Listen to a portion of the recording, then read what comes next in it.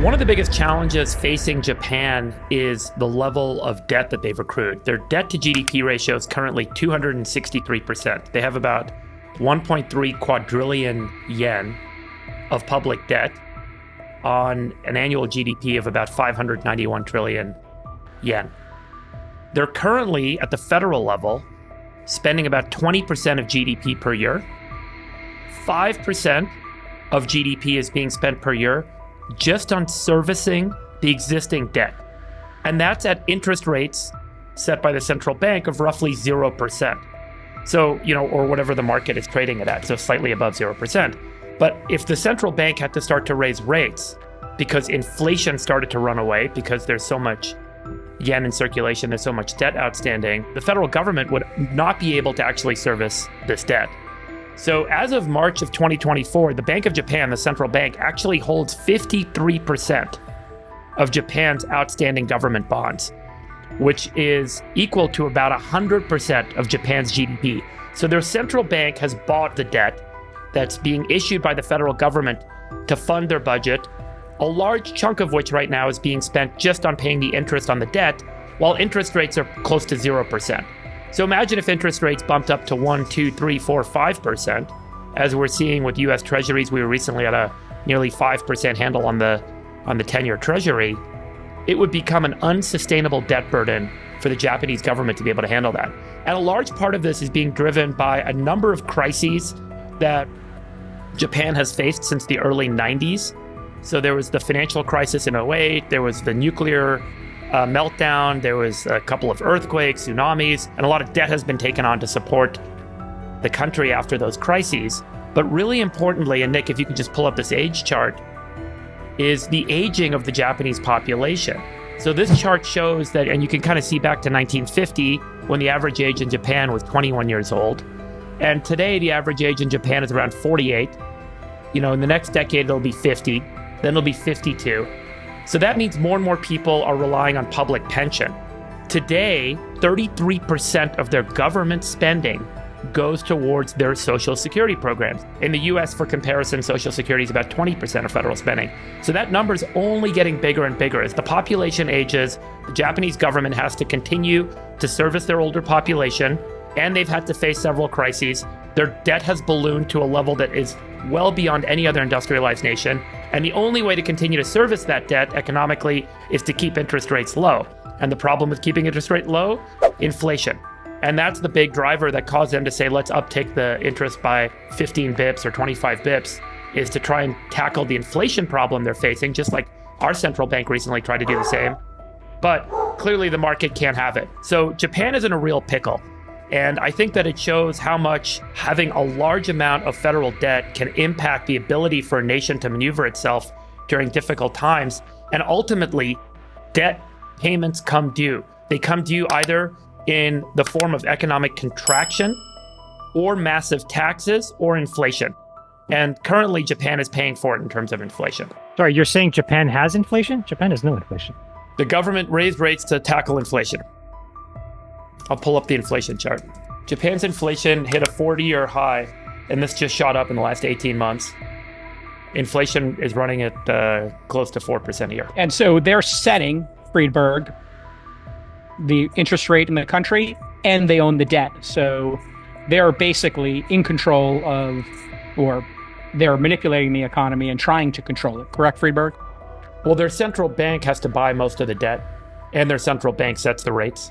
So they have a large amount, 53% of their public debt is held by their central bank. And if they don't pay a high interest rate, then people don't buy future bonds.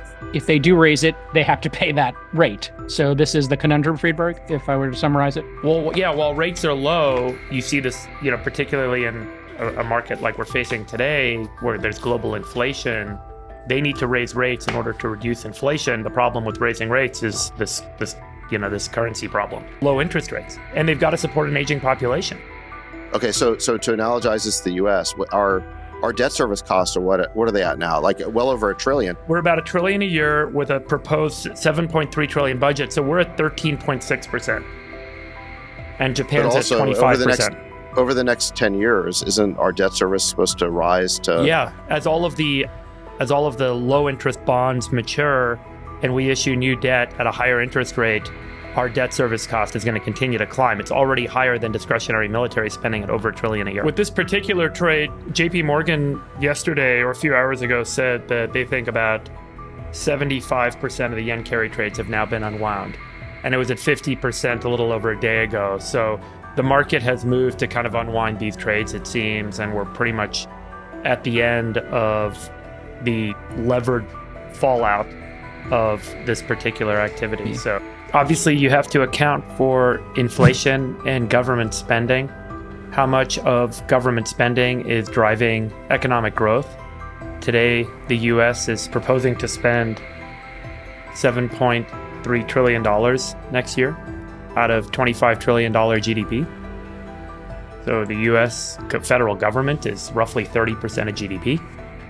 And we obviously still are tackling inflation.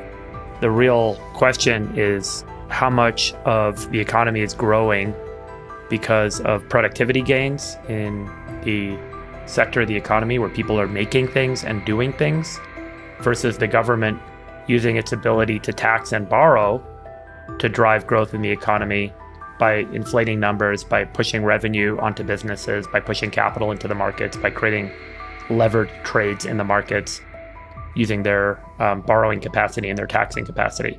So that's the thing I remain concerned about. I mentioned this last week. I remain highly concerned about many sectors of the economy that are deeply challenged right now, particularly the industrial sectors, the manufacturing sectors, the agricultural sectors, but services and software sectors where you can raise prices and you have a nice high margin business, you can continue to grow and look good. But there are many parts of the global economy and the US economy that are pretty challenged right now. That's a small percentage of the economy, Jake Al. That's a few tech companies. But much of the manufacturing sector, the industrial sector, the ag markets, like there's a lot of markets where you don't have this option to just cut knowledge workers. The knowledge worker economy, the software economy has the ability to do that. The tech economy can do that. But much of the rest of the economy doesn't have a lot of maneuverability like we do in this fast growth, high margin kind of industry we work in. I think it's a good point, but I do see McDonald's, Starbucks, and some of those consumer retailers are taking steps right now to right-size their businesses and offer $5 meals or $3 coffee. So I do think there's a shift in management and how they run these companies. That's about reduced forecast, right? So when their revenue forecasts have to be cut, they have to cut headcount. That's different than creating more efficiency. Well, but they're also cutting stores. And they're cutting things and projects that are inefficient. So I just think there's going to be massive efficiency in all sectors. That's going to be the theme for the next year. But I mean, it's obviously that's a loss of jobs and a loss of growth, right? So just to be clear, when you cut stores, you have less growth. When you cut jobs, that's because you don't have as much revenue growth. So those are about But earnings can go up, right? They can be supported, but you're still facing contraction. And one of the challenges right now, a lot of food companies, a lot of retail companies have been raising prices to try and keep earnings going up. But there's hitting this natural inflection point where consumers no longer buy, where you find this tipping point. I don't know if you guys have been to the supermarket lately, but man, it is crazy expensive how like prices have gone up like 50 to 100% on like everything at the supermarket. And this is like, it's basically impossible. We can afford it. We can deal with it. But like a large percentage of people, this is a big deal in terms of like, now you have to budget your life and you spend less.